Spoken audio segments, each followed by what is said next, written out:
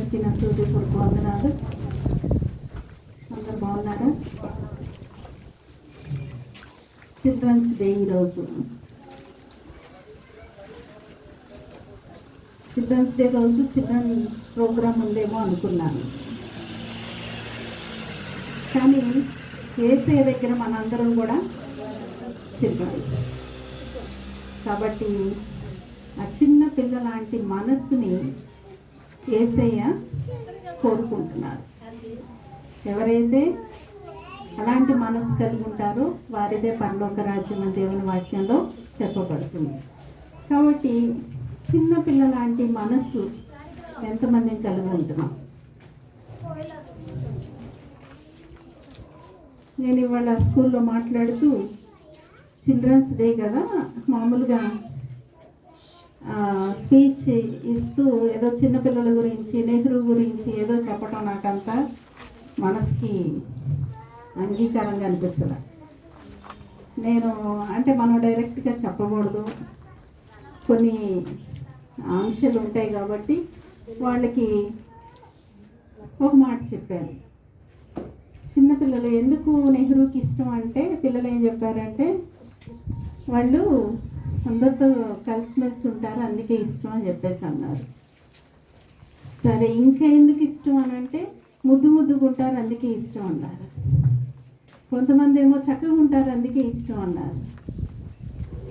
ఒకళ్ళు అన్నారు అబద్ధం ఆడరు అందుకే ఇష్టం అన్నారు. మీరు అబద్ధం ఆడట్లేదా అని అడిగాను. సరే, పిల్లలంటే ఇష్టం. అయితే మీకు ఈ సందర్భంలో పిల్లలందరికీ ఒక చిట్కా చెప్తానన్నా.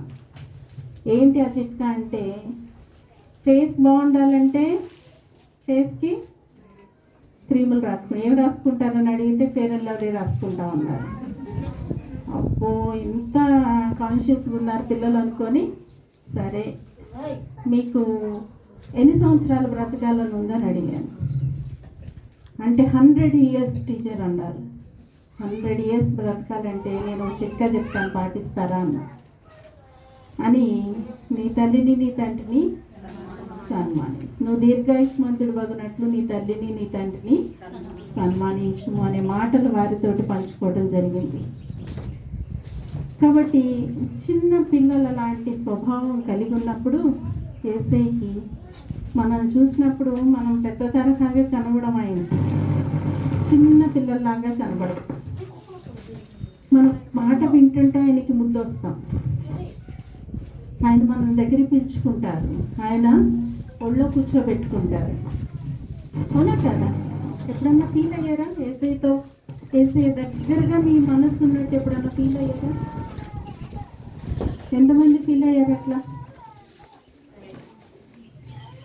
యేసయ్య పాదాలు నీ ఎదుర్కొన్నట్టు, యేసయ్య పాదాలు నువ్వు పట్టుకొని యేసయ్య నన్ను క్షమించని అడిగావా?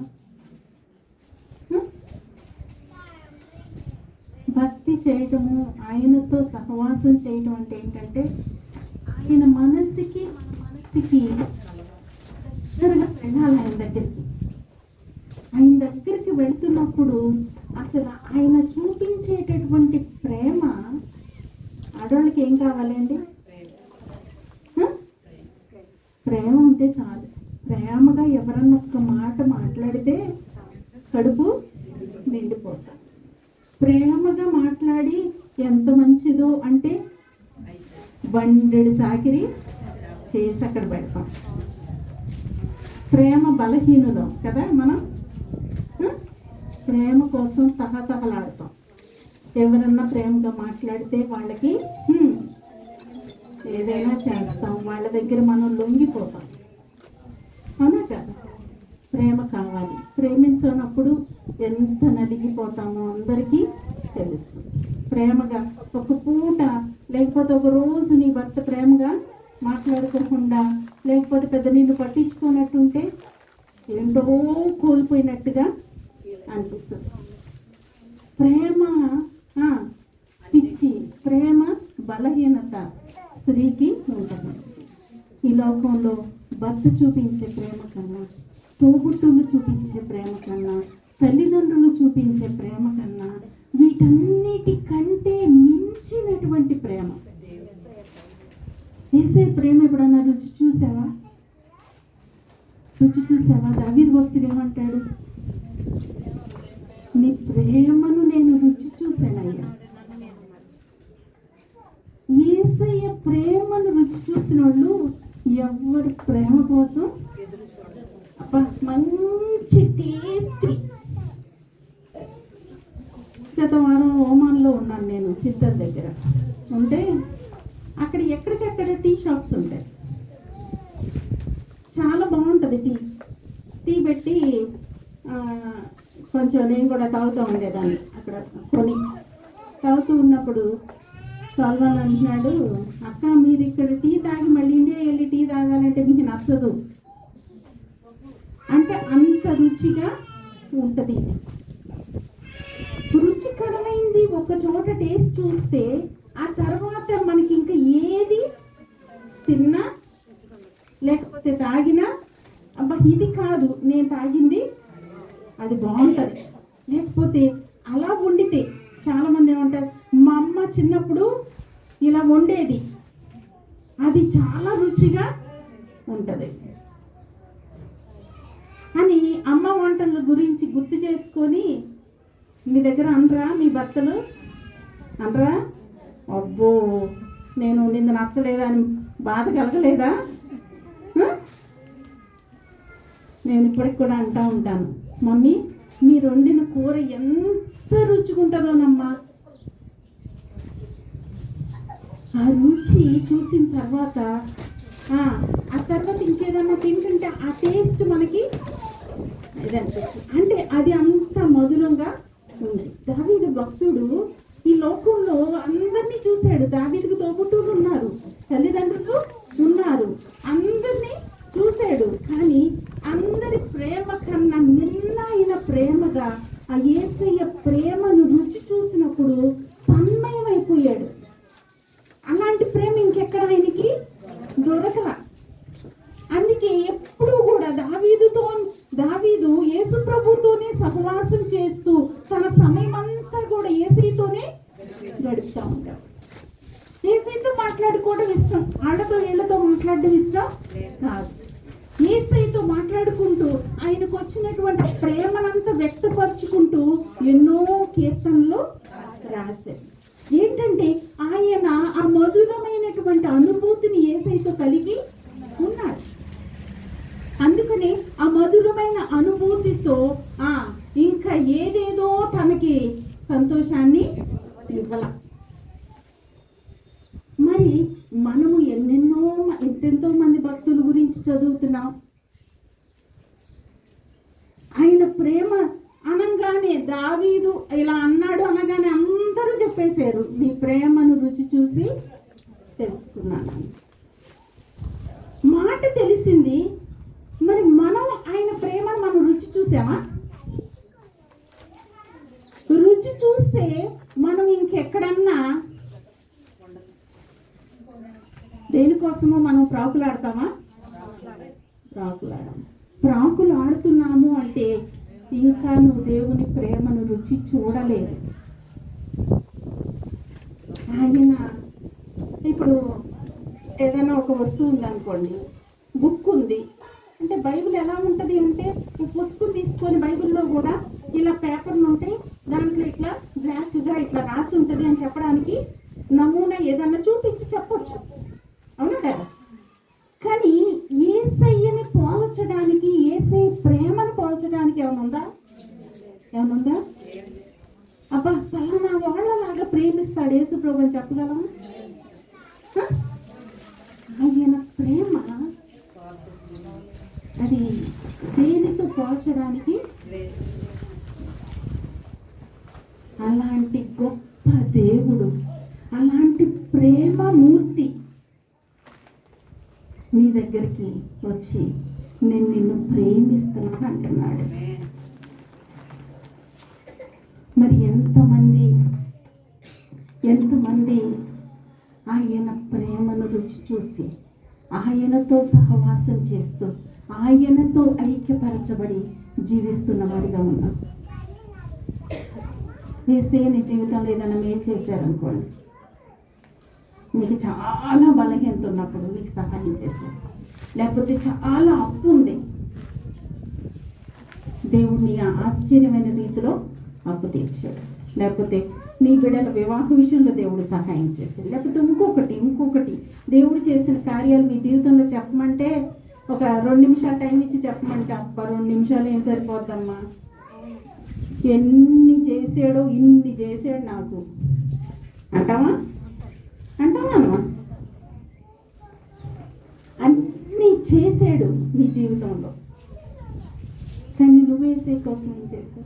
యేసయ్య నీ జీవితంలో ఒక అద్భుతాన్ని చేసినప్పుడు, ఒక ఆశ్చర్యమైన కార్యం చేసినప్పుడు, నీ జీవితంలో నిన్ను కాపాడినప్పుడు, నిన్ను ప్రమాదం నుంచి తప్పించినప్పుడు ఎంత సంతోషపడతావు కాదు? ఆయన నిన్ను సంతోషపరచడానికి నీకు మేలులు చేస్తున్నాడు. నువ్వు ఆయన్ని సంతోషపరుస్తున్నావా?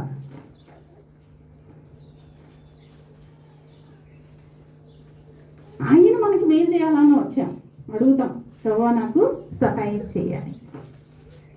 మరి ఆయన నిన్ను సంతోషపరుస్తున్నారు, దానికి నీకు రోజు చాలదు, 2 రోజులు చాలదు చెప్పడానికి. మరి నువ్వు ఆయన్ని ఏ విషయాల్లో సంతోషపెట్టావు?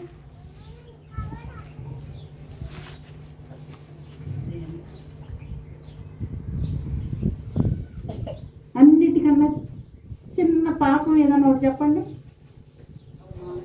అబద్ధం చిన్నదే కదా, ఇది ఏముంది, చిన్న అబద్ధం ఆడామంటాం అంతేనా? ఏమన్నా పాపం చేశానా? చిన్న అబద్ధమే కదా అంటావా అమ్మా? చిన్న పాపం అబద్ధం మానేసామా?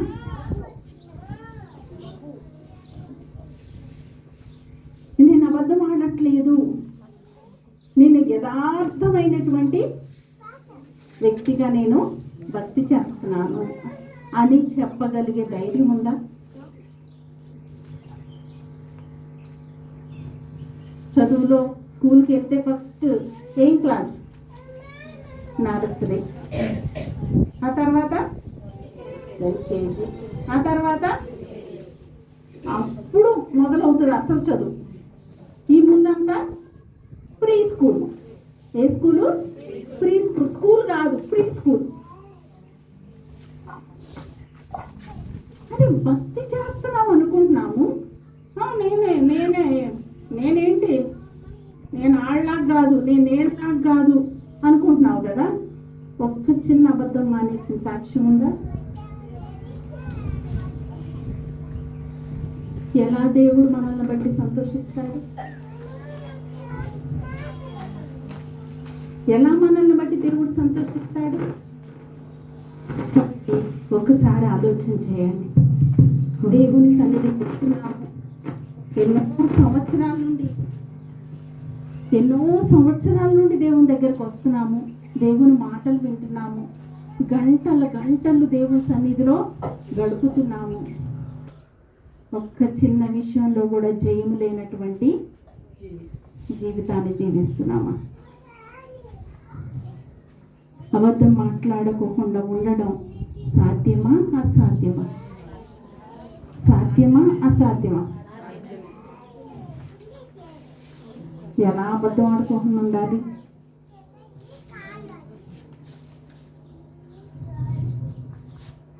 ఆ యథార్థవంతుడైనటువంటి దేవుడు మన హృదయంలో ఉంటే అబద్ధం మాట్లాడటం అసాధ్యం, అవునా కదా? కాబట్టి ఇంకా మనము దేవుల్లో, ఆయనలో మనము ఉండకపోతే మనము చేసే భక్తి ఏమి ప్రయోజనం?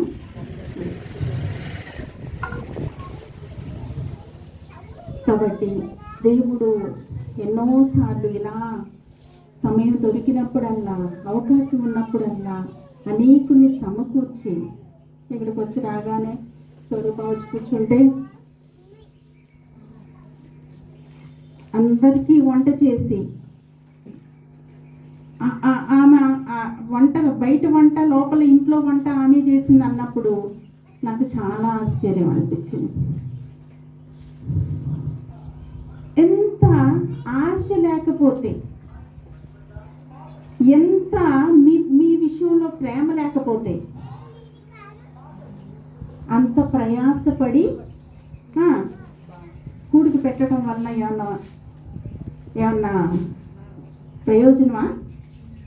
ఆమెకి ఏమన్నా ప్రయోజనమా? ఆత్మల పట్ల భారం. నశించుచున్న ఆత్మల కొరకు తప్పన. కొంచెం వాక్యం వింటే ఒక్క మనిషిలో ఉన్న కొంచెం మార్పు వస్తే చాలు. అంత కష్టపడి చేసిన ప్రయాస అంతా కూడా.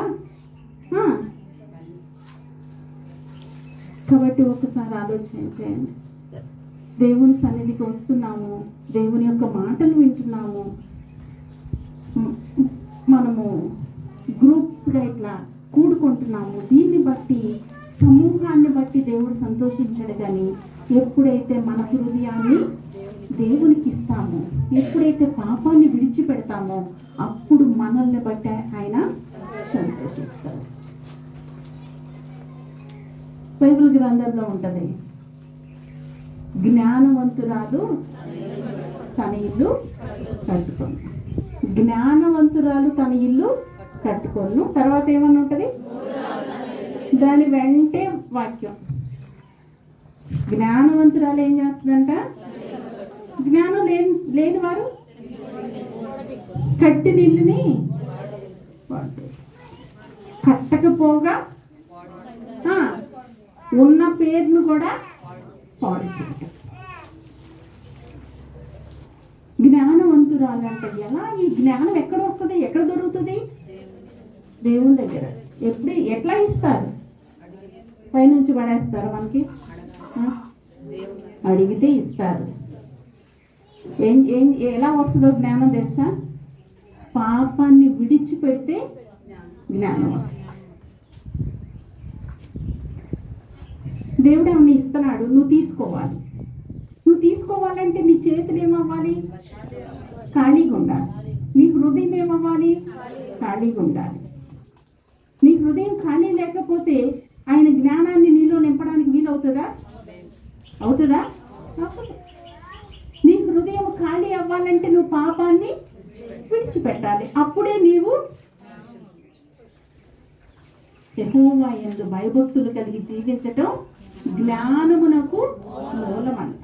యెహోవా యందు భయభక్తులు కలిగి జీవించటం పాపమును అసహించుకుంటాం. పాపమును అసహించుకున్నప్పుడు దేవుని యందు భయభక్తులు కలిగి భక్తి చేసేటటువంటి వారు పాపాన్ని అసహించుకోవాలి, విడిచిపెట్టాలి. ఎవరైతే విడిచిపెడతారో వాళ్ళ హృదయం ఖాళీ అయిపోతుంది. ఆ ఖాళీ అయిన హృదయంలో దేవుడు ఏమి నింపుతాడు? జ్ఞానాన్ని నింపుతాడు. అప్పుడు ఆ తల్లి యొక్క కుటుంబాలు ఎలా ఉంటాయి? ఆ తల్లి కుటుంబం ఎలా ఉంటుంది? కట్టబడుతుంది. అర్థమవుతుందా? కాబట్టి పాపాన్ని విడిచిపెట్టడం అనేది చాలా ప్రాముఖ్యమైనటువంటి విషయం. అబద్ధాన్ని మానివేయటం అనేది చాలా ప్రాముఖ్యమైన విషయం. కాబట్టి దేవుని యొక్క సన్నిధిలో ఆయన జ్ఞానాన్ని మనం సంపాదించుకొని ఆయన కొరకు మనము జీవించాలి అంటే మనము పూర్తిగా ఆయనకి మనల్ని అప్పగించుకొని ఆయన్ని సంతోషపెట్టి ఆయన యొక్క కృపకు మనం పాత్రలం అవ్వాలి. సంఖ్యాకాండంలో ఒక మాట చదువుకుందాం.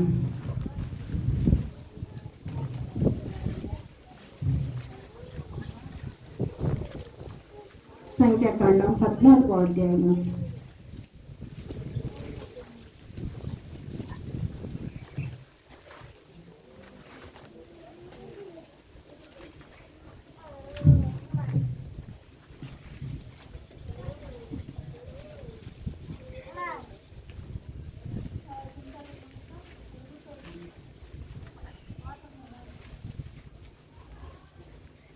ఐదో వచ్చిన నుండి చదవండి.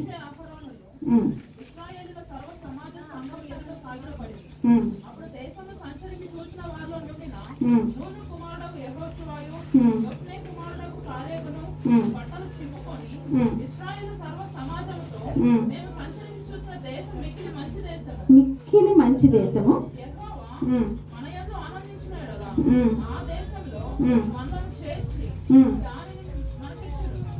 ఆ, ఇది పాలు తేనెలు ప్రవహించు దేశము. ఉమ్, మెట్టుకు మీరు యెహోవా మీద తిరగబడకుడి. ఉమ్, ఆ దేశ ప్రజలకు భయపడకుడి. ఉమ్, వారు మనకు ఆహారం అగుదురు. ఉమ్, వారి నీడ వారి మీద నుండి తొలగిపోయాను. ఉమ్, యెహోవా మనకు తోడై ఉన్నాడు. ఉమ్. వారికి భయపడకూడనిది.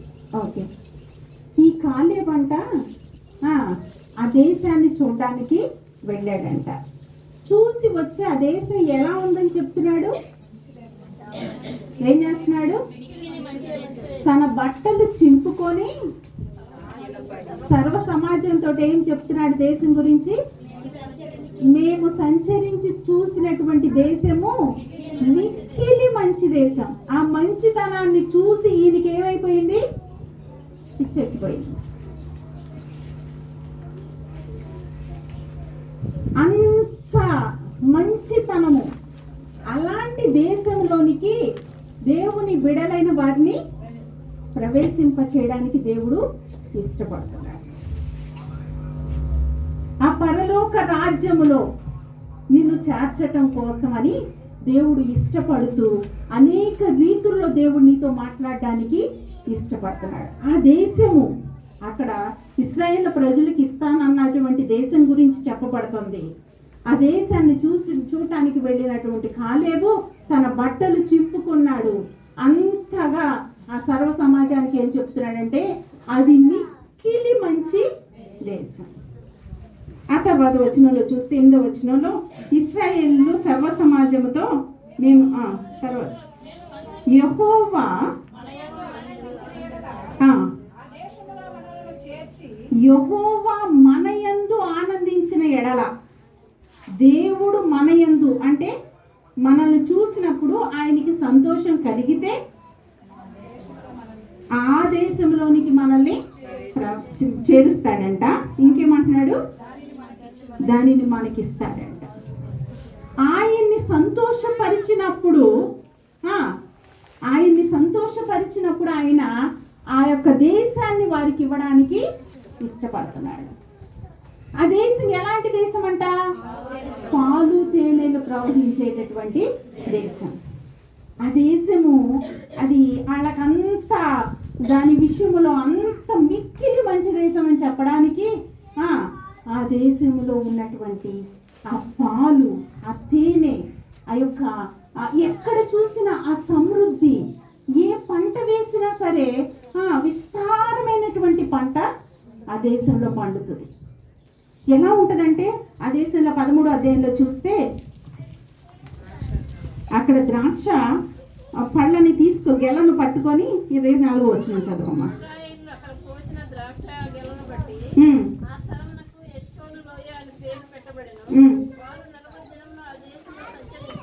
ఇంకా 23వ వచనం.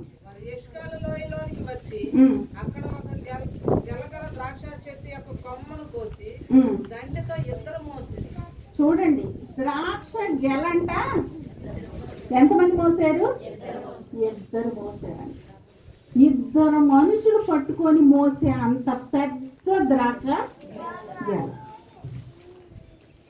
అంత సమృద్ధి ఉన్నటువంటి, అంత ఆశీర్వాదం ఉన్నటువంటి, అంత పాలు తేనెలు ప్రవహించేటటువంటి ఆ దేశాన్ని దేవుడు ఆయన ప్రజలకు ఇవ్వడానికి ఇష్టపడుతున్నాడు. అయితే ఆయన అంటున్నటువంటి మాట ఏంటంటే యెహోవా అంట మన యందు ఆనందించినప్పుడు. నువ్వు ఎవరికన్నా ఎప్పుడన్నా ఏమన్నా మేలు చేయాలంటే, ఏమన్నా ఇవ్వాలంటే ఏం చేయాలి? నీకు ఏమనిపిస్తుంది? వాళ్ళు మనకి సంతోషాన్ని కలుగు చేసినప్పుడు. ఇందాక చెప్పుకున్నాం కదా, కొంచెం పొగిడితే, కొంచెం ప్రేమ చూపిస్తే బండెడు చాకిరి చేస్తాం కదా. కొంచెము ప్రేమ చూపిస్తే మనం అలా చేస్తామే. దేవుడు కూడా అలాంటి మనసే ఏమంటున్నాడు? ఆయన్ని మనం సంతోషపరిస్తే మన క్రియలను బట్టి, మన మాటలను బట్టి, మన ప్రవర్తన బట్టి ఆయన్ని సంతోషపెట్టితే ఏం చేస్తాడంట? పాలు తేనెలు ఆ దేశంలోనికి మనల్ని చేరుస్తాడంట. ఆయన మనకి ఆ దేశాన్ని ఇస్తాడంట. ఎలాంటి దేశం చూడండి. ఒక్క ద్రాక్ష ఆ గెల పట్టుకోవడానికి ఏముంది, చక్క ఇట్లా చేతితో పట్టుకొని టప్ప టప్ప మనం ఒక్క నిమిషం కూడా పట్టదు కదా. తీగుంటే పొల్లుకుంటే ఇంకొంచెం సేపు ఆలోచించి నెమ్మదిగా తింటామేమో. తీగుంటే ఒక్క క్షణంలో ఏం చేస్తాం, గెల తినేస్తాం. కానీ మనం తినే ద్రాక్ష గెలలు కాదు, ఆ దేశంలో ద్రాక్ష గెలంట 2 మనుషులు పట్టుకొచ్చే అంత పెద్దవంట. అలాంటి దేశంలో అలాంటి శ్రేష్టతను, అలాంటి ఆశీర్వాదాన్ని, అలాంటి దీవెనను నీకు ఇవ్వడానికి ఇష్టపడుతున్నాడు దేవుడు. అయితే నిన్ను బట్టి ఆయన ఏం కోరుకుంటున్నారు, సంతోషపడాలి. నువ్వు ప్రార్థన చేస్తున్నప్పుడు ఆయనకి నీ ప్రార్థన ఎలా వెళ్తుందని దేవుని వాక్యంలో ఉంది. దూకంగా బాగా పోట్లాడి తిట్టి కుళ్ళే వారం అంతా చేసి అక్కడ మాటలు ఇక్కడ చెప్పి, ఇక్కడ మాటలు అక్కడ చెప్పి వచ్చి ఇక్కడ మోకరించి ఏడ్చి ప్రార్థన చేస్తే మన ప్రార్థన దూకంలాగా వెళ్తుందా?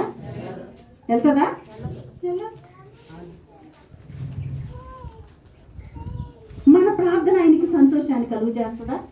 మన యొక్క మన యొక్క ఆరాధన ఆయనకి సంతోషాన్ని కలుగు చేస్తుందా? నేను అనుకుంటాను, ఒకవేళ మన నోరు సరైంది కాకపోతే, మన హృదయం సరైంది కాకపోతే, మనం ప్రార్థన చేస్తుంటే ఎక్కడైనా పిచ్చి వాసన వస్తే ఏం చేస్తాం, ఏంటి వాసన, వెంటనే మనకి రెడీగా ఇవి ఉంటాయి కదా, ఎవరికి ఏదో ఉన్నా లేకపోయినా మనకి ఇది ఉంటుంది, తక్కువని మూసేస్తాం. పిచ్చి వాసన పీల్చడానికి ఇష్టం ఉండదు. ఏదన్నా తినాలంటే డాడీ ఏదైనా తినాలంటే ఫస్ట్ చూస్తారు, తర్వాత ముక్కు దగ్గర పెడతారు. అది ఎందుకు నచ్చాలి, వాసనకి ముక్కుకి కూడా నచ్చాలి, అప్పుడే అది నోట్లోకి వెళ్తుంది. కొంచెం వాసన నచ్చపోతే మనం తినం కదా. మనం చేసే ప్రార్థన ఆయనకు అంగీకారంగా ఉండాలి అంటే తల్లులుగా ఎంత హృదయంలో ఎన్ని భారాలు ఉంటాయో, ఎంత వేదాన్ని దేవుని దగ్గర పెడతా ఉంటామో, ఎంతగా ఆయన దగ్గర ప్రాధేయపడతా ఉంటామో, ఎంత ప్రార్థన చేస్తావో. నువ్వు చెప్తూ ఉంటావు, నేను రోజుకి ఇంతసేపు ప్రార్థన చేస్తూ ఉంటున్నాను. ప్రార్థన అంటే ఫస్ట్ వచ్చేది ఇక్కడ ఎవరుంటారు, మగోళ్ళు ఉంటారా, ఆడోళ్ళు ఉంటారు? ఎవరుంటారు? ప్రార్థన చేయమన్నప్పుడు ఫస్ట్ ఎవరు చేస్తారు? పోట్లాడ దగ్గర మగోళ్ళు ఉంటారా, ఆడోళ్ళు ఉంటారు? ఏంటి అన్నిట్లో ఫస్టేనా? చూడండి, దానిలో ఉన్నప్పుడు దీనిలో ఉంటే అక్కడొకటి ఇక్కడొకటి, 1 - 1 ఎంత? రిజల్ట్ 0. కాబట్టి దేవుని యొక్క సన్నిధికి వస్తున్నటువంటి మన యొక్క జీవితాలు, మన యొక్క హృదయము ఆయనకి ఆనందాన్ని కలుగు చేసేదిగా ఉన్నప్పుడు మనల్ని బట్టి మన కుటుంబానికి ఎలాంటి ఆశీర్వాదం వస్తుంది. మనం పాపాన్ని విడిచిపెట్టినప్పుడు, మన నోటిని జాగ్రత్తగా కాపాడుకుంటున్నప్పుడు మనం ఎలా కడుతున్నట్టు, సరిగ్గా మనము కట్టబడుతున్నట్టు.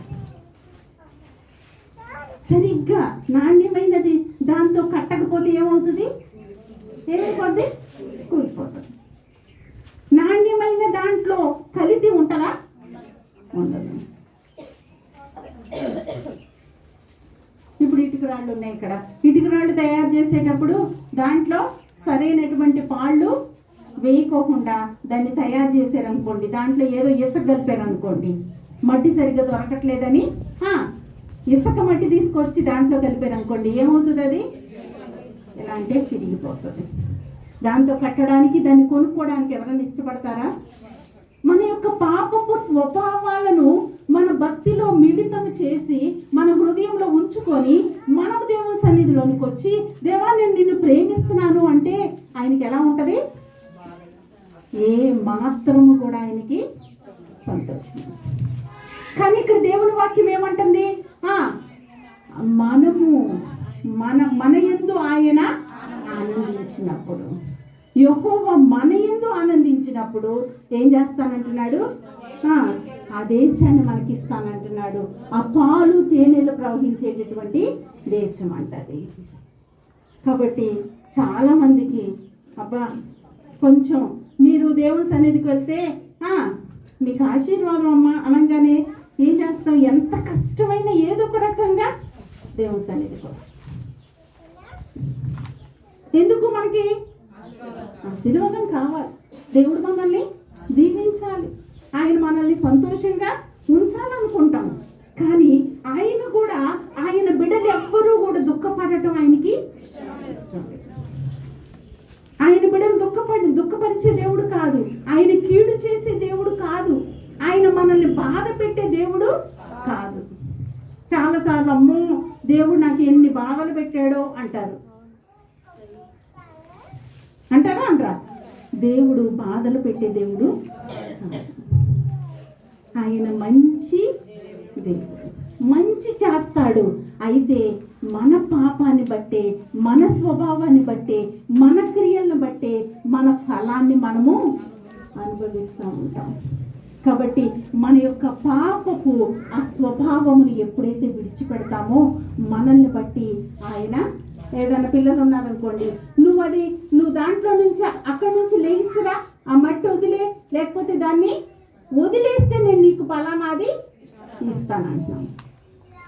చిన్నపిల్లలకి మనం ఏ యొక్క నిబంధన పెడుతున్నామో, ఏ క్లాస్ అయితే అక్కడ మనం ఉపయోగిస్తున్నామో, సేమ్ దేవుడు కూడా మనకి ఏం చెప్తున్నాడు? నువ్వు విడిచిపెట్టు, నేను నిన్ను. అబ్రహాంకి ఏం చెప్పాడు? విడిచిపెట్టు, అప్పుడు నేను నిన్ను. అంతేకాదు, నిన్నెవరు దీవిస్తారో వాళ్ళు, నిన్నెవరు శపిస్తారో. అబ్బా, మనల్ని తిట్టిన వాళ్ళని దేవుడు ఊరుకోడంటే ఎంత ఆనందమో కదా, ఎంత ఆనందమో కదా. అంత స్థితిలోనికి మనం రావాలి అంటే నిజంగానే నా బిడ్డల్ని ఎవరైనా ముట్టుకుంటే నా కనుగుడ్డు, నిన్ను ఎవరైనా ముట్టుకుంటే ఆయన ఊరుకోడు. ఎప్పుడు నువ్వు నీతిగా, నువ్వు యథార్థంగా ఉన్నప్పుడు, నువ్వు పరిశుద్ధంగా ఉన్నప్పుడు, నువ్వు చేసే పనులన్నీ సరిగ్గా లేకోకుండా దేవుడు నన్ను అన్నామంటే దేవుడు ఊరుకోడు అంటానికి ఛాన్స్ ఉంటుందా? మనకొక లెక్క, ఇంకొకటికి ఇంకో లెక్క ఉంటుందా? దేవుని దగ్గర లెక్క ఎప్పుడు కరెక్ట్గా ఉంటుంది. కాబట్టి ఒక్కసారి ఆలోచించేద్దాం. దేవుని సన్నిధిలో మన యొక్క హృదయాన్ని ఎప్పుడైతే దేవుని పాదాల చెంత సమర్పించుకుంటామో అప్పుడు మన జీవితం అనేకులకు ఆశీర్వాదకరంగా ఉంటుంది. దేవుడు లేకుండా మన జీవితాలు, మన కుటుంబాలు, మనం ధన్యకరంగా ఉండాలంటే అది అసాధ్యమైంది. మన శక్తితో, మన జ్ఞానంతో, మన యొక్క ప్రయాసతో, మన ప్లాన్స్ తోటి, మన యొక్క ప్రణాళికలు ఏవి కూడా ఆయన ముందు పనికిరావు. యేసు ప్రభువుని వెంబడించినటువంటి శిష్యులు ఉన్నారు. యేసు ప్రభువుని వెంబడించిన తర్వాత యేసు ప్రభు చనిపోయారు, తిరిగి లేచారు, ఆరోహణమైపోయారు. ఆ తర్వాత ఈ శిష్యులు ఏం చేశారు తెలుసా? ఏం చేశారు? మళ్ళీ వెళ్ళి చేపలు పట్టుకోవడానికి వెళ్ళారు. చేపలు పట్టుకోవడానికి వెళితే అప్పుడు ఏమైంది? వలేసారు. వలేసిన తర్వాత అక్కడ ఎన్ని చేపలు బండి? విస్తారమైన చేపలు బండియా? వల్ల ఆగలేకపోతున్నారా? ఒక్క చేప కూడా పడలేదండి, పెద్ద పరికి కూడా పడ. వీళ్ళకి రాదా? టాలెంట్ లేదా? వీళ్ళెవరు ఎప్పుడు చేపలు పట్టని వాళ్ళ? పట్టారు. అంత టాలెంట్, చేపలు పట్టడంలోనే నిష్ణాతులు వాళ్ళు వెళ్ళి చేపలు పడితే ఒక్క చేప కూడా పడలేదు. అప్పుడు వేసి వచ్చారు. వచ్చి ఏం చేశారు? మీరు ధోనిని లోపలికి నడిపించండి, వలేయండి. ఇప్పుడు ఏమైంది? అప్పుడు ఎన్ని చేపలు పడి? 153 చేపలు పడి. 153 చేపలు పడి. ఎంత చేపలు? మళ్ళీ పెద్ద చేపలు. దేవునికి మనం లోబడినప్పుడు, దేవునితో మనము ఐక్యపరచబడినప్పుడు, దేవునిలో మనము ఉన్నప్పుడు మన జీవితాల్లో నుంచి వచ్చే ఫలాలు ఎలా ఉంటాయంటే గొప్పవిగా ఉంటాయి. ఆయన మాట విన్నప్పుడు ఆయన మనల్ని అలాగూ నడిపిస్తారు. ఆయన చెప్పిన మాట విన్నప్పుడు ఫలితం కనబడిందా కనబడలేదా? ఆయన లేకోకుండా చేపలు పట్టడానికి వెళ్ళారు, ఎనిబండి ఒక్క ఫలితం కూడా లేదు అక్కడ. యేసయ్య నీ జీవితంలో ఉంటే ఎలాంటి ఫలాలు ఉంటాయి, యేసయ్య జీవితంలో లేకపోతే నీ జీవితంలో ఎలాంటి ఫలాలు ఉంటాయి? జాగ్రత్తగా అర్థం చేసుకోండి ఈ మాట. యేసయ్య యేసయ్య లేదనుకుని వాళ్ళు ఏం చేశారు?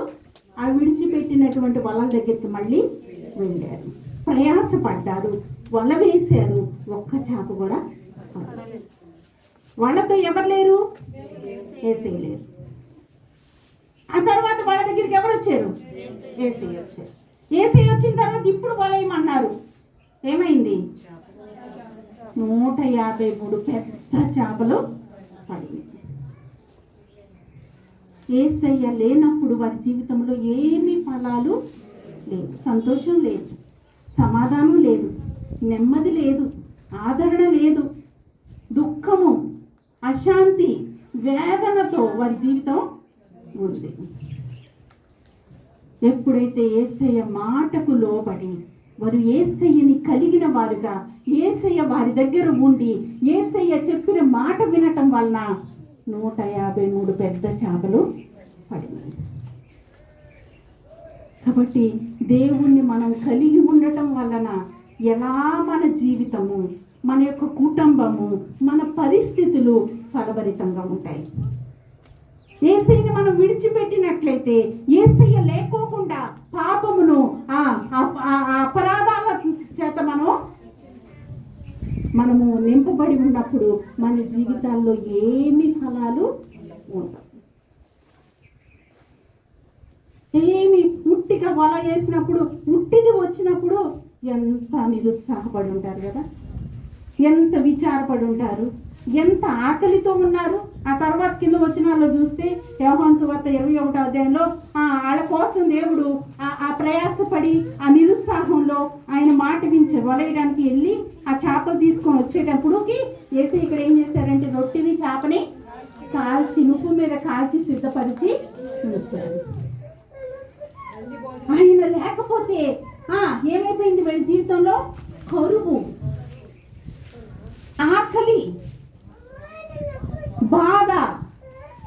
ఆకలి వేస్తున్నప్పుడు ఎవరైనా వచ్చి జోకేస్తే బాగా నవ్వుతామా?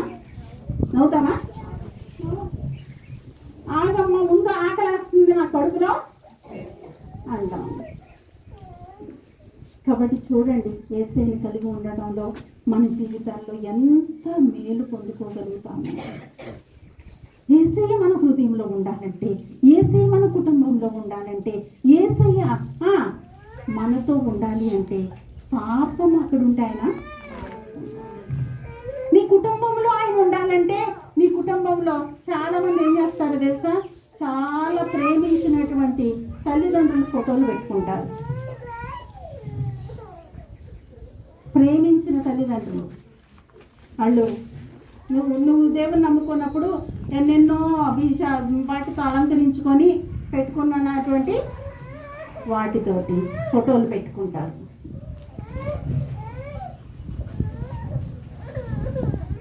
ఇంకా ఏదేదో కావాలి, ఎవరి దగ్గర నుంచో తెచ్చుకొని ఇంట్లో పెట్టుకొని ఉంటావు.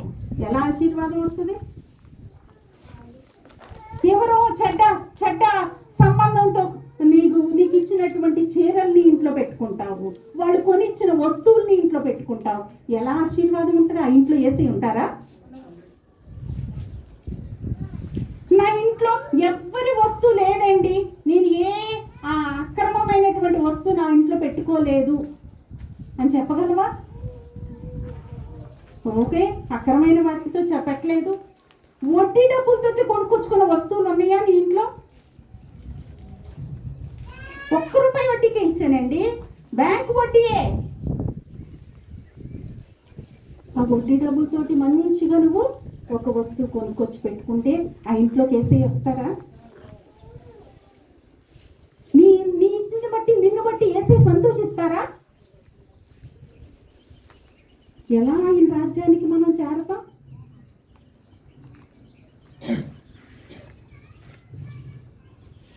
ఎవరన్నా ఏదో ఇచ్చారు మర్చిపోయారు, లేకపోతే వచ్చారు మర్చిపోయారు, ఆ వస్తువుని ఇంట్లో పెట్టుకున్నావు. ఆ వస్తువు చూసినప్పుడు పలానాదని తెలుసు, కానీ ఇస్తున్నావా? ఇవ్వట్లా. పాపాన్ని విడిచిపెట్టినప్పుడు ఆ అంకురముతో సహా ఆ యొక్క ఛాయలు కూడా ఎక్కడ కనపడదు. ఇంతకు ముందు వడ్డీ వ్యాపారం చేసావు, ఇంతకు ముందు ఫలానా పరిస్థితుల్లో ఉన్నావు, ఫలానా రీతిలో సంపాదించావు, లేకపోతే దొంగచాటికి ఎక్కడి నుంచో తీసుకొచ్చావు, నీ ఇంట్లో పెట్టుకున్నావు. యేసయ్యా నన్ను దీవిచ్చయ్యా, నా కుటుంబాన్ని దీవిచ్చయ్యా అంటే ఎట్లా? అన్యాయంగా సంపాదించుకున్నటువంటి భూమినిలో ఉంటే ఎలా ఆశీర్వాదం వస్తుంది? సరిహద్దుల దగ్గర ఎంత గొడవ. పోనీ అంటే భర్త నీకు చేత కాదు, నువ్వు అట్లా నువ్వు ఇట్లా ముందుకు తోసి పోట్లాట్లోకి పెట్టి అల్లరి అయిన తర్వాత ఆ ఒక్క గజం భూమి కోసం ఎంత పోరాటం చేస్తావు? ఒక చిన్న విషయాల కోసం ఎంత భర్తని ఉడబికేసుకుంటున్నావు. నోరు తెరిచేదాకా ఏం చేస్తావు? పొడుస్తూ ఉంటావు సుట్టుపోటు మాటలతోటి. లేచిన తర్వాత అప్పుడేం చేస్తావు? ఆపుతావు. ఏం టాలెంట్ చూడండి. ఇవన్నీ అనేక సందర్భాల్లో అనేక విషయాలలో మనము ఎంత మెలకుగా ఉండాలి. అయ్యో ఈ విషయంలో నేను నా భర్తని ప్రోత్సహించకూడదు, ఈ విషయంలో నా బిడ్డల్ని ప్రోత్సహించకూడదు. ఒకసారి ఒక పిల్లోడు ఫైనాన్స్ కంపెనీలో ఏదో ఒక దాంట్లో ఉద్యోగం చేస్తూ ఉన్నాడు, వడ్డీ వ్యాపారం దాంట్లో. నన్ను ఫోన్ చేసి అడిగి ఇలా వడ్డీ వ్యాపారం చేస్తున్నటువంటి సంస్థలో నాకు పనిచేయటం మంచిదేనా? ఏం కలెక్ట్ చేసుకురావాలి వెళ్ళి? అయ్యో జీతం ఎక్కువ వస్తుంది. అలాంటి వాటికి సహకారమైనటువంటి వ్యక్తిగా ఉండడము నాకు ఇష్టం లేదు. మానేవేశాడు. 25,000 రూపాయలు ఎంతో జీతం వస్తున్న ఉద్యోగాన్ని మానేసి వచ్చేసాడు. వీటికి మనము ప్రోత్సహించే తల్లులుగా ఉన్నాం. ఎలా మనం యొక్క బిడల్ని మనం కట్టుకుంటున్నాము, ఏ ఆశలతో మనం కడుతున్నాము, ఎలాంటి వాటి కోసం మనం తాపత్రయపడుతున్నాము, ఇవన్నీ చిన్న పాపాల్లాగానే కనబడతాయి, కానీ అవి గొప్ప నష్టాన్ని కలుగజేస్తాయి. ఎంత మెలకుగా మనము భక్తి చేయాలో. న్యూజిబీడు కాంపౌండ్ వాల్ కట్టేటప్పుడు ఆ ప్రక్కన ఉన్నటువంటి ఆ బజార్లో ఉన్న వాళ్ళందరినీ పిలిచారు. డాడీ పిలిచి ఏం చేశారు తెలుసా? ఎక్కడికి కట్టుకోమంటారు మీరు, అక్కడ నేను రాయి చేస్తాను. అరే అవతల మన స్థలం ఉంది, లేదు మీరు ఎక్కడికి కట్టుకోమంటే అక్కడికి నేను ముగ్గేస్తాను. అయ్యా మాకు ఇక్కడ ఇల్లు ఇంత అయితే సరిపోదు, కొంచెం మా కోసం మీరు విడిచిపెట్టండి అని అంటే ఎక్కడికి వాళ్ళు అడిగారో అక్కడి వరకు గోడగట్టారు. ఎలాంటి రీతిలో మనం అడుగులు వేయాలో ఒక్కసారి మనం ఆలోచన చేసుకోవాలి. ప్రియమైనటువంటి దేవుని బిడ్డలారా, దేవుని యొక్క సన్నిధికి వస్తున్నాము అంటే ఏమీ ప్రయోజనం అనుకోవడం కాదు. ఆయన సన్నిధిలో ఈ గుడిలోకి వస్తే ఆశీర్వాదం అని కాదు. దేవుని సన్నిధిలోకి గడపటం 1000 దినాల కంటే శ్రేష్టం. కానీ నీకు ఉదయం ఎక్కడో ఉండి నువ్వు ఎన్ని సంవత్సరాలు ఇక్కడికి వచ్చినా ఏం ప్రయోజనం లేదు. పాపాన్ని విడిచిపెట్టుకోకుండా ఎన్ని సంవత్సరాలు వచ్చి కూర్చున్నా ఏం ప్రయోజనం లేదు. యేసయ్య చిన్న పిల్లలకి ఉపమానం ఏంటి బోధించిన తర్వాత శిష్యుల దగ్గరికి కాదు, యేసయ్య ఏం చేశారంటే ఆహారం కోసం ఏమైనా అప్పుడు ఒక చిన్న బాలుడు వచ్చి ఏం చేస్తాడు, 5 రొట్టెలు 2 చిన్న చేపలు తీసుకొస్తాడు. తెలుసు కదా, సండే స్కూల్లో మనం విన్నాం కదా, నువ్వు చిన్నప్పుడు సండే స్కూల్కి వెళ్ళావు, యూత్ క్లాస్కి వెళ్ళావు, ఇది అందరికీ తెలుసు. 5 రొట్టెలు 2 చిన్న చేపలు ఎన్ని వేల మంది ప్రజలకు పంచిపెట్టారు? చెప్పనోళ్ళు లేరు, అందరూ చెప్పారు ఆన్సర్. కానీ ఆ రొట్టె ఎవరి దగ్గరికి తీసుకొచ్చి ఇచ్చారు? యేసయ్య చేతిలో పెట్టారు. ఎవరి చేతిలో పెట్టారు? యేసయ్య చేతిలో పెట్టారు. జాగ్రత్త వినండి, చిన్నప్పటి నుంచి తెలిసిన మాట కదా ఇది. ఒక్కసారి దీనిలో ఉన్నటువంటి ఆ లోతైన భావాన్ని మనం ఒకసారి తీసుకుందాం.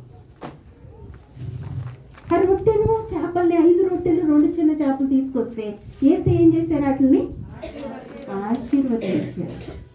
ఇచ్చేసారు, అట్లా విరిచి ఇచ్చారు. ఏం చేశారు? విరిచి ఇచ్చారు. ఆయన దగ్గరకు నువ్వు వచ్చావు, ఆశీర్వాదం వచ్చేసింది అనుకుంటున్నావు. నువ్వు విరవబడాలి. నువ్వేమవ్వాలి? విరవబడాలి. నువ్వు విరవబడకోకుండా నీ ఇష్టం ఇరగగొట్టబడాలి. నీ ఇష్టం ఇక్కడ సమాధి చేయబడాలి. ఆయన ఇష్టము నీ జీవితంలో జరగాలి. అప్పుడు ఆశీర్వాదకరమైన వ్యక్తిగా నువ్వు మార్చాలి. యేసయ్య చేతిలోకి వచ్చినటువంటి రొట్టె విరవబడింది. విరవబడి ఆయన అప్పుడు శిష్యులకు ఇచ్చారు. ఆ దాన్ని తీసుకెళ్ళి ఎంతమందికి వడ్డించారంటే ఏమనుంది అక్కడ? 5,000 మంది పురుషులు. మీకు ప్రార్థనకు వచ్చినప్పుడు స్త్రీలు ఎక్కువ మంది ఉంటారు, పురుషులు ఎక్కువ మంది ఉంటారు? అరే, అక్కడ ఎవరు లెక్క రాశారు? పురుషులు లెక్క రాశారు. అంటే పురుషులు ఎంతమంది? 5,000 మంది. అంతకంటే ఎక్కువ మంది ఉండి ఉంటారు కదా స్త్రీలు, ఖచ్చితంగా ఉండి ఉంటారు. ఇంకా వాళ్ళు కాకుండా ఇంకెవరున్నారు? పిల్లలు. అంటే ఎన్ని వేల మంది తిని ఉంటారు ఒకసారి ఊహించండి. తక్కువ నెంబర్ రాశారు. మన పద్ధతిలో ఇక్కడ చూస్తే, మన సంఘాల్లో చూస్తే పురుషులు తక్కువ మంది ఉంటారు, స్త్రీలు ఎక్కువ మంది ఉంటారు. చూడండి, 5,000 మంది పురుషులు. అంటే పురుషులు ఎక్కువ తినగలరు. లెక్క పెట్టేటప్పుడు 1 కేజీ బియ్యం వండడానికి పురుషులైతే ఎంత వండుతావు, స్త్రీలైతే ఎంత వండుతావమ్మా? ఇద్దరికి సమానంగానే వండుతామా? కాదు కదా. అంటే పురుషులకి ఎక్కువ అక్కడ పెట్టడం జరుగుతుంది. అలాంటి వాళ్ళే అంతమంది తింటే ఇంకా ఎన్ని రొట్టెలు? 5 రొట్టెలు 2 చిన్న చేపలు. ఎలాంటి ఆశీర్వాదం? ఆశీర్వాదం కావాలి కావాలి కావాలి. అమ్మా, నీ స్వభావం బాగోలేదు తల్లి, ఇది దేవునికి ఇష్టమైంది కాదు, ఈ వడ్డీ వ్యాపారం చేయమాకు అంటే ఎంత మొహం పెట్టుకుంటావు. ఎంత కోపం వస్తుందో పాస్టర్ గారి మీద, పాస్టర్ అమ్మగారి మీద ఎంత కోపం వస్తుందో. ఆ వాక్యం చెప్తుంటే నీకు ఆ మాటలు ఇష్టం అవుతుందా? అబ్బో, ఏంటో చెప్పారులే వాక్యం. ఎందుకంటే ఆ పాపాన్ని విడిచిపెట్టడం నీకు ఇష్టం లేదు. విరగగొట్టుకోవటం నీకు ఇష్టం లేదు. మలచబడటం నీకు ఇష్టం లేదు. వంచుకోవటం నీకు ఇష్టం అవ్వట్లేదు. ఎలా దేవుని యొక్క ఆశీర్వాదాన్ని పొందుతాం?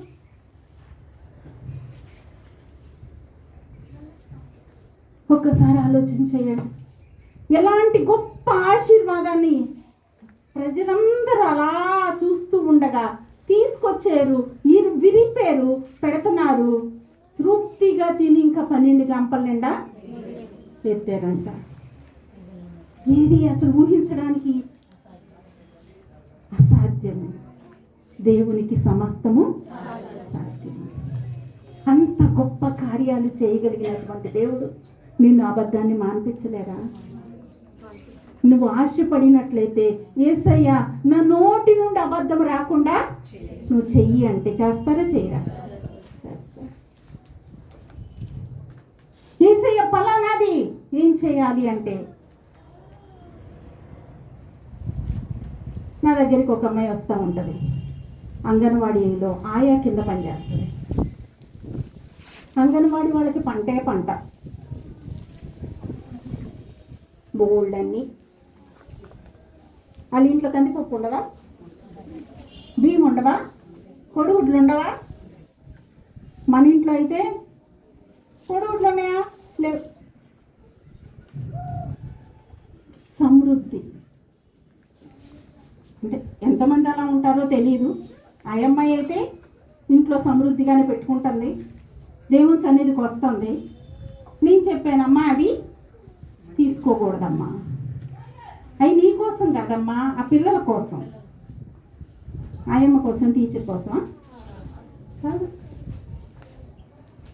నేను భర్త లేకుండా ఉన్నాను, నాకు 2 పిల్లలు ఉన్నారు, నాకు వచ్చే జీతం 1200, నేను ఎలా బ్రతకాలని ఇట్లా చెప్తున్నావు అక్క అందా నన్ను.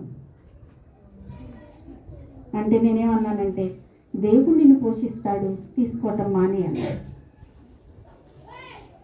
ఎందుకేందో మొత్తానికి మానేసింది. మానేయక ముందు ప్రతి నెల పిల్లని హాస్పిటల్ తీసుకెళ్ళాలి, బోల్ డబ్బులు ఖర్చు పెట్టాలి. ఎప్పుడైతే మానేసిందో పిల్లని హాస్పిటల్ తీసుకెళ్లాల్సిన అవసరం. అంతేకాదు, వచ్చే నెల కల్లా 2400 అయ్యింది ఆమె జీతం. ఎంత గొప్ప దేవుడో తెలుసా? పాపాన్ని విడిచిపెడితే ఆయన ఆశీర్వాదాన్ని ఎలా ఉంటాయో తెలుసా? ఆశ్చర్యమైన కార్యాలైనా చేస్తారు, అద్భుతాలైనా చేస్తారు. కాబట్టి అలాగూ మానివేసింది. ఆ అమ్మాయి భర్త చనిపోయినప్పుడు ఒక 60,000 ఆమెకి వచ్చినాయి. 60,000 వడ్డీకి ఇచ్చింది. 60,000 తీసుకెళ్ళి వడ్డీకి ఇచ్చింది. ఇస్తే, ఇవ్వకూడదమ్మా డబ్బులు తీసుకుంటే, ఇచ్చిన వారం రోజులకి మళ్ళీ తెచ్చేసుకుంది. వాళ్ళు ఇప్పుడు కూడా అమ్మతో మాట్లాడలా.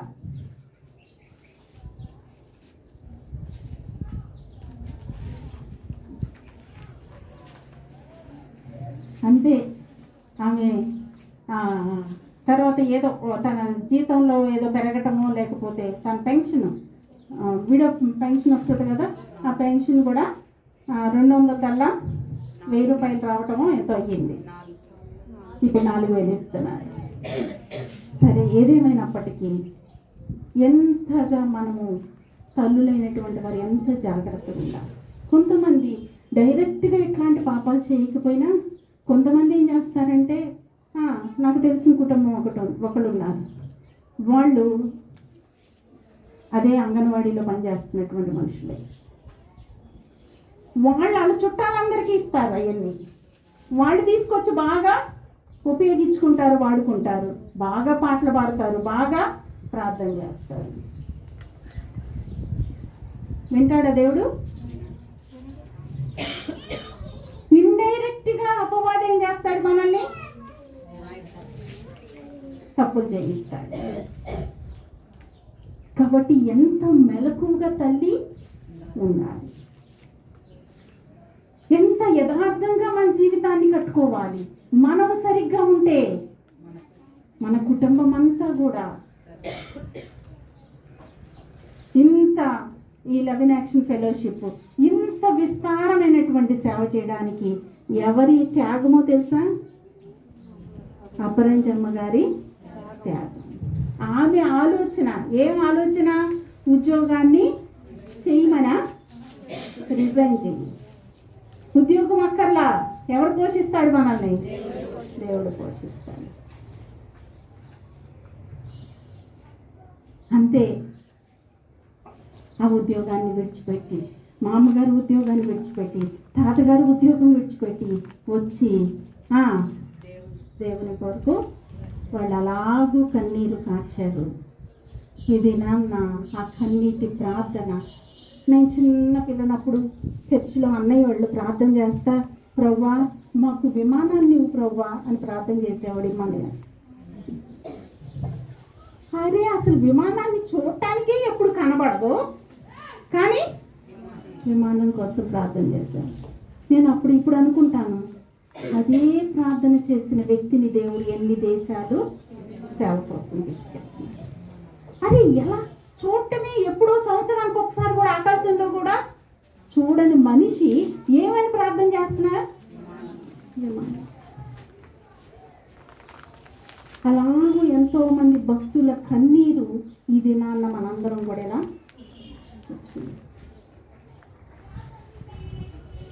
కాబట్టి ప్రియమైనటువంటి దేవుని పెట్టినారా, దేవుని సన్నిధికి వస్తున్నాము. దేవుని చేతిలోనికి కన్నా చాలా సంవత్సరాలు దేవుని మందిరానికి వెళ్ళింది, అర్పణ అర్పించింది. ఆమెకి ఫలితమేమి దొరకల. వస్తుంది, ఏటేట వస్తుందంట, వెళ్తుందంట. కానీ ఎప్పుడైతే ఆమె హృదయాన్ని దేవుని సన్నిధిలో నలగగొట్టుకుందో, ఎప్పుడైతే ఆమె హృదయాన్ని దేవుని సన్నిధిలో కుమ్మరించుకుందో, ఏమైంది? ఫలితాన్ని. దేవుని సన్నిధిలోనికి రావడం వల్ల కాదు, నువ్వేమవ్వాలి? ఆయన సన్నిధిలో, ఆయన చేతిలోకి రావాలి. ఆయన చేతిలోకి రావాలి. ప్రభు నన్ను విరగొట్టయ్యా, నన్ను సరి చెయ్యేసయ్యా. సరి చేస్తున్నటువంటి వాక్యం వస్తే ఈ వాక్యం నాకు కాదులే,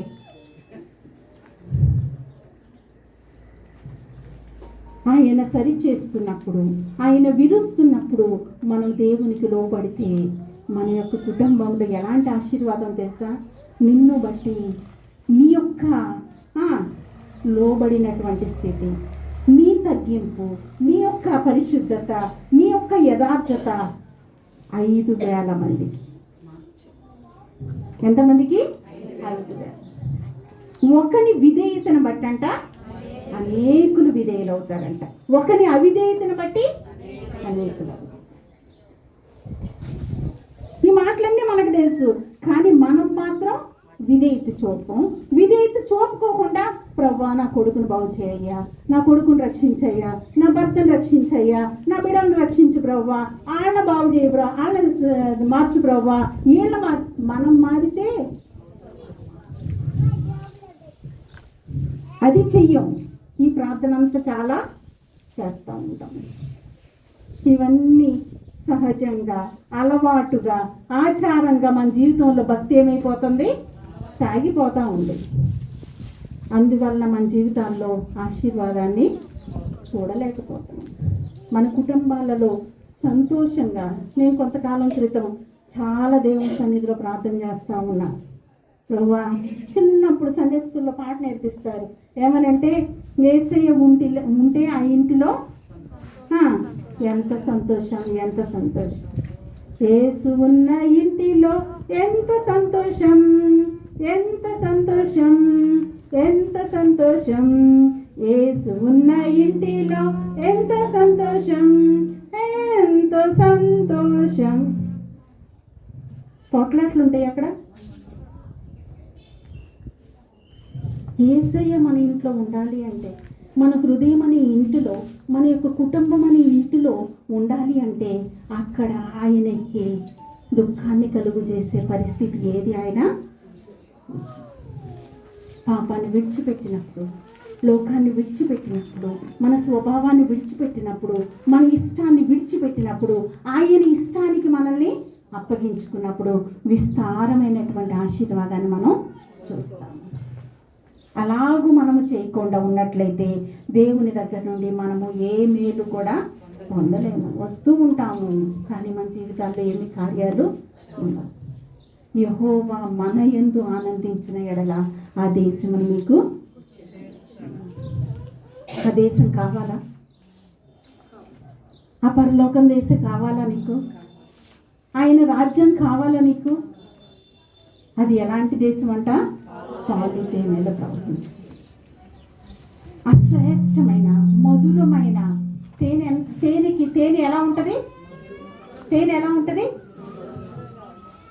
మధురం. బెల్లం పాకంతో వచ్చేటటువంటి స్వీట్ కన్నా, లేకపోతే షుగర్తో వచ్చే స్వీట్ కన్నా, ఇంకో దాంతో వచ్చే స్వీట్ కన్నా ఈ స్వీట్ చాలా. బెల్లంతో చేసింది తింటే ఎగుటు వస్తుంది కొంతసేపటికి, షుగర్తో చేసింది తింటే ఎగుటు వస్తుంది, కానీ ఆ తేనెతో చేసినప్పుడు అది మనుషులకి ప్లజెంట్గా ఉంటుంది.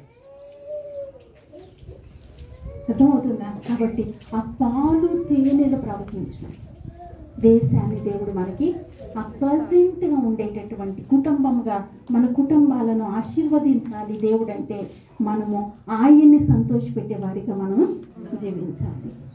కాబట్టి ఆ రీతిలో మన యొక్క జీవితాన్ని దేవునికి సమర్పించుకొని, ప్రభువా ఇదిగో నా జీవితంలో ఇలాంటి పరిస్థితులు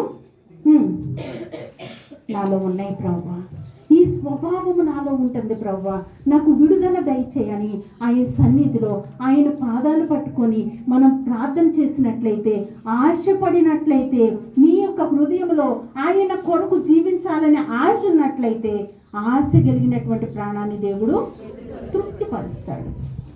ఏమి ఆశలు ఉంటున్నాయి? నేను మంచి ఫ్రిడ్జ్ కొనుక్కోవాలని ఆశ, లేకపోతే మంచి ఇల్లు కట్టుకోవాలి, పలానా ఎలాంటి ఇల్లు కట్టుకోవాలని ఆశ. ఏ ఆశలు? అయ్యా మేము ఇల్లు కట్టుకోవాలనుకుంటున్నాం అయ్యా, ప్రార్థన చేయండి అయ్యా. అయ్యో నా స్వభావం, నా కన్ను, నా నోరు బాగోలేదయ్యా, నా కోసం ప్రార్థన చేయండి అయ్యా అని అడుగుతున్నా. అయ్యానా ప్రేయర్ రిక్వెస్ట్లు రాసిమ్మన్నప్పుడు ఏమి ఇస్తాం? పిల్లకు ఉద్యోగం కావాలి, పెళ్ళి అవ్వాలి, అప్పు తీరాలి, ఇల్లు కట్టుకోవాలి, లోక సంబంధమైన వాటి కోసం వేగిర పడేటటువంటి మనస్సు. లోకం ఎవరైతే హృదయంలో ఉంటుందో వారి హృదయంలోకి యేసునికి, ఆ హృదయంలోకి రారాయన, ఆ గృహంలోకి రారాయన.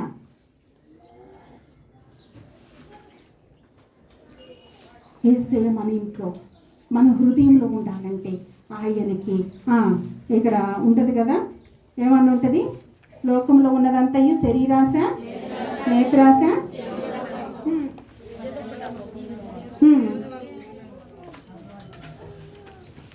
ఎవడైనాను 1 యోహాను పత్రిక 2వ అధ్యాయము 15వ వచనం.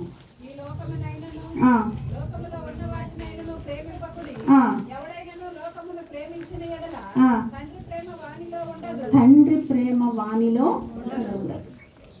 ఈ లోకాన్ని ప్రేమిస్తున్నప్పుడు నువ్వు, మనం మొదటి మాట్లాడుకున్న మాట దగ్గరికి వద్దాం. ఈ లోకాన్ని మనము ప్రేమిస్తున్నప్పుడు తండ్రి ప్రేమ మనలో ఉండదు. లోకాన్ని నువ్వు ప్రేమిస్తుంటే యేసయ్య ప్రేమ నీకు రుచి తెలియదు. దావీదు భక్తుడు లోకాన్ని ప్రేమించలా, దేవుని ప్రేమించాడు కాబట్టి దేవుని యొక్క ప్రేమ రుచి ఏంటో ఆయనకి తెలిసింది.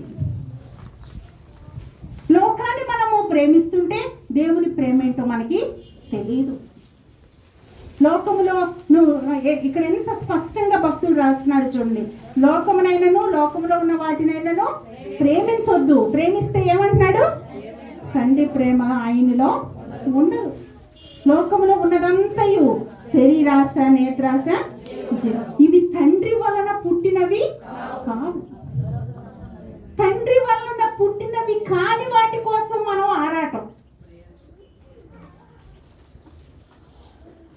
తండ్రి వలన పుట్టిన వాటిని కాదని మనం ఏం చేస్తాం? తండ్రి వలన పుట్టిన వాడిని కాని వాటి కోసం మన సమయాన్ని వెచ్చిస్తాం. దానికోసం మన పిల్లల్ని ప్రోత్సహిస్తూ ఉంటాము. కాబట్టి ఒకసారి ఆలోచన చేయండి. ఆ లోక సంబంధమైన వాటిని మనం విడిచిపెట్టకపోతే, మనలో దేవుని ప్రేమ లేకపోతే మనల్ని బట్టి ఆయన ఆనందిస్తారా?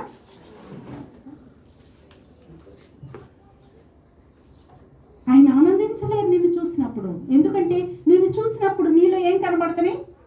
ఆయన పై రూపాన్ని చూసే దేవుడు కాదు. ఆయన ఏం చూస్తారు?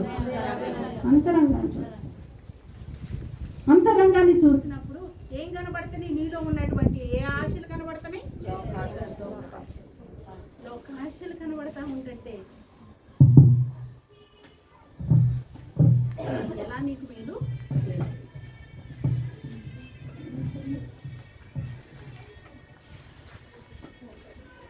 కాబట్టి ఒకసారి ఆలోచించేద్దాం. దేవుని యొక్క సన్నిధిలో వృధాగా వచ్చి వెళ్ళిపోవటం కాదు. ఆయన సన్నిధిలోకి వచ్చాము, ప్రభువా నన్ను నీ చేతిలోకి తీసుకుంటావు. రొట్టెని సన్నిధిలోకి తీసుకున్నావు కదయ్యా. రొట్టెని చేతిలోకి వచ్చినప్పుడు ఆశీర్వాదం ఇదిగో ప్రభువా. శరీరం దేంతో పోల్చబడింది? యేసయ్య శరీరం దేంతో పోల్చబడింది? ఆయన చేతిలోనికి ఒక రొట్టెగా నువ్వు వెళ్ళగలిగినప్పుడు, ఆయన నిన్ను విరిచినప్పుడు అనేకులకు ఆశీర్వాదకరమైన వ్యక్తిగా మాట్లాడాలి. కాబట్టి ఒకసారి మన జీవితాలను ఆయన చేతిలో ఎన్నోసార్లు అన్నలాగా నేను కూడా నీ సన్నిధికి వచ్చాను ప్రభువా, ఎన్నో సంవత్సరాల నుంచి వస్తున్నాను, కానీ నా కుటుంబంలో నెమ్మది లేదు, ఆశీర్వాదం లేదు, సంతోషం లేదు, సమాధానం లేదు. చిన్న మాటకే నా హృదయంలో కష్టం వచ్చేస్తుంది. చిన్నదానికి నా హృదయం పాడు చేసుకుంటున్నాను, నా నోటిని పాడు చేసుకుంటున్నాను ప్రభువా. నన్ను ఒక్కసారి మీరు విరవండి అయ్యా. మీ చేతిలో నన్ను విరిస్తే అనేకులకు ఆశీర్వాదకరమైన వ్యక్తిగా మార్చబడతాను. సమరయ స్త్రీ వచ్చింది, ఆయన చేతిలోకి వచ్చింది, ఆయన మాట్లాడుతున్నారు. ఆయన మాట్లాడుతుంటే ఆ మాటలకు ఆమె హృదయంలో చోటు ఇచ్చింది, విరిచారు, విరవబడింది. అంతే, అప్పటికప్పుడే అనేక మందికి ఆశీర్వాదకరంగా మార్చబడింది. ఆయన ఎప్పుడైతే మాట్లాడుతున్నారో ఆమె పాపాన్ని విడిచిపెట్టింది. పాపాన్ని విరుస్తున్నప్పుడు ఏం చేసింది? ఆమె వదిలేసింది. నాకొద్దు ఈ లోకం వద్దు, ఈ 5గురితో ఉన్నటువంటి సంబంధం నాకు వద్దు, నాకు నువ్వు కావాలి, ఆ జీవ జలపు ఊటలు నాకు కావాలి అని పట్టుకుంది. ఆ కుండ అక్కడ విడిచిపెట్టింది, వెళుతుంది. ఆ గ్రామంలో ఉన్న వారందరినీ విరవబడినటువంటి సమరయ స్త్రీ అనే రొట్టె ఏమైంది? అనేకులకు ఆశీర్వాదకరంగా, గ్రామానికి ఆశీర్వాదకరంగా మార్చబడి. మరి నువ్వు నేను విరవబడకోకుండా ఉంటే ఆశీర్వాదకరంగా ఉండగలుగుతామా? నీ కుటుంబానిలో ఉన్నటువంటి 4-5 మనుషులకే నువ్వు ఆశీర్వాదకరంగా లేకపోతే, నువ్వు నిజ దేవుని యొక్క ఆ వెలుగును అనేకులకు చూపించకపోతే ఏం ప్రయోజనం? కాబట్టి ఒక్కసారి దేవుని సన్నిధిలో యథార్థమైన రీతిలో ప్రార్థన చేసుకొని ఆయనకు అప్పగించుకొని ఎక్కడ విరవబడాలో, ఏది విడిచిపెట్టాలో నేను విడిచిపెడతాను ప్రభా.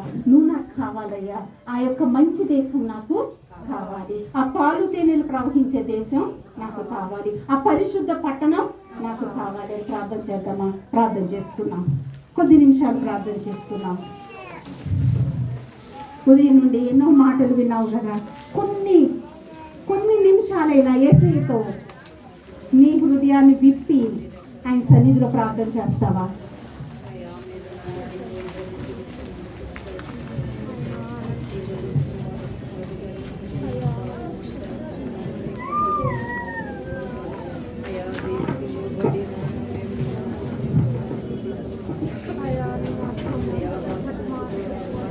ప్రార్థన చేసుకుందామండి. విన్న వాక్యమును బట్టి మన హృదయాలను సరి చేసుకుందాం.